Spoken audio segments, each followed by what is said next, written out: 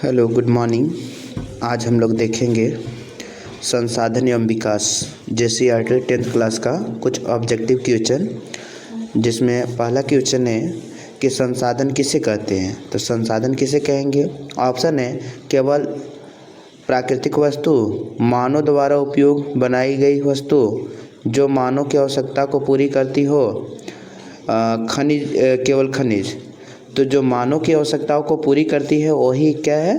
संसाधन है। दूसरा क्वेश्चन, संसाधन के विकास का मुख्य उद्देश्य क्या है? ऑप्शन है प्रदूषण बढ़ाना, मानव जीवन स्तर सुधारना, जंगलों की कटाई, खदान बढ़ाना। तो इसका आंसर हो जाएगा कि संसाधन का विकास का मुख्य उद्देश्य है मानव जीवन स्तर को सुधारना, मानव के जीवन स्तर को सुधारना। अगला क्वेश्चन है कि प्राकृतिक संसाधन कितने प्रकार के होते हैं? तो प्राकृतिक संसाधन एक प्रकार का होता है, दो प्रकार के, तीन प्रकार के, चार प्रकार के। तो मुख्य रूप से प्राकृतिक संसाधन दो प्रकार के होते हैं। अब आगे इसमें देखेंगे अगला क्वेश्चन कि निम्नलिखित में से कौन नवीकरण संसाधन है? तो कोयला, पेट्रोलियम, पवन, प्राकृतिक गैस। तो इसका आंसर हो जाएगा पवन। आगे है पांचवा क्वेश्चन, निम्न में से कौन अनवीकरण संसाधन है? तो जल, सूर्य ऊर्जा, कोयला, वन। तो कोयला जो है वो अनवीकरण संसाधन है, यानी कि जिसका एक बार उपयोग करने के बाद दोबारा उपयोग नहीं कर सकते हैं, जो समाप्त हो जाता है उसे अनवीकरण संसाधन करते हैं। तो इसमें कोयला जो है वो अनवीकरण संसाधन है। अगला क्वेश्चन है कि संसाधन का विवेकपूर्ण उपयोग कहलाता है। तो संसाधन का विवेकपूर्ण उपयोग जो कहलाता है वो संरक्षण कहलाता है, दोहन कहलाता है, अपवहन कहलाता है, विनाश कहलाता है। तो विवेका मतलब सावधानी पूर्वक जितना ज़रूरत है उतना उपयोग करना संरक्षण कहलाएगा। क्या कहलाएगा? संरक्षण। अगला क्वेश्चन है मानव निर्मित संसाधन का उदाहरण है। तो मानव निर्मित संसाधन में भूमि है, जल है, भवन है, वन है। तो इसका मुख्य उदाहरण हो जाएगा भवन। भवन को मानव बनाता है। अगला क्वेश्चन है कि संसाधन के असमान वितरण का मुख्य कारण क्या है? तो संसाधन के असमान वितरण का मुख्य कारण क्या है? प्राकृतिक भिन्नता, तकनीकी विकास, जनसंख्या, औद्योगिक। तो इसका आंसर हो जाएगा प्राकृतिक भिन्नता। अगला क्वेश्चन है जैव संसाधन का उदाहरण है। तो जैव संसाधन किसे कहते हैं? यानी सजीव संसाधन को जैव संसाधन कहते हैं, जैसे लोहा, तांबा, पशु, खनिज। तो इसमें जो पशु है वो जैव संसाधन है। अगला है अजैव संसाधन का उदाहरण। तो निर्जीव संसाधन को अजैव संसाधन कहते हैं, जैसे पौधा, जल, पशु, वन।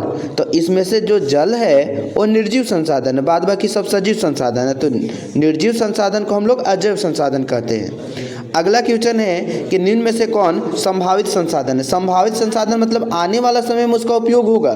जैसे कोयला, तो कोयला का उपयोग हो रहा है, पेट्रोलियम का उपयोग हो रहा है, जल का उपयोग हो रहा है, पवन का उपयोग नहीं हो रहा है। तो पवन जो है वो संभावित संसाधन है। अगला क्वेश्चन है कि विकसित संसाधन किसे कहते हैं? तो विकसित संसाधन यानी जिनका उपयोग हो रहा है उसे विकसित संसाधन कहा जाता है। जिनका उपयोग हो रहा है उसे क्या कहते हैं? विकसित संसाधन। अगला है संसाधन संरक्षण का अर्थ है। संसाधन संरक्षण का क्या अर्थ है? तो संसाधन का विवेकपूर्ण उपयोग संसाधन संरक्षण कहलाता है। संसाधन का विवेकपूर्ण उपयोग क्या कहलाएगा? संसाधन संरक्षण।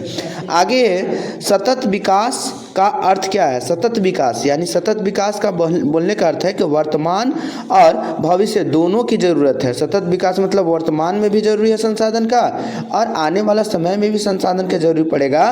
तो इसका आंसर हो जाएगा सी। अगला क्वेश्चन है कि निम्न में से कौन राष्ट्रीय संसाधन है? तो राष्ट्रीय संसाधन का जब बात करेगा तो निजी भूमि, समुद्र जल, रेलवे, सड़क। तो यहाँ पर समुद्र जल जो है वो राष्ट्रीय संसाधन है। समुद्र जल क्या है? राष्ट्रीय।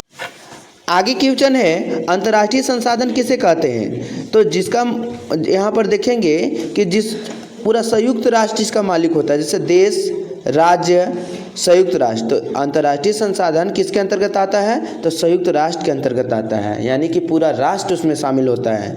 आगे है संसाधन योजना की पहली अवस्था क्या है? तो संसाधन योजना के पहली अवस्था संसाधनों को पहचानना है कि संसाधन किस प्रकार के, नवीकरण संसाधन, अनवीकरण संसाधन, संचयन है या फिर संचरण करना उसको जरूरी है। आगे है संसाधन योजना का संबंध किससे है?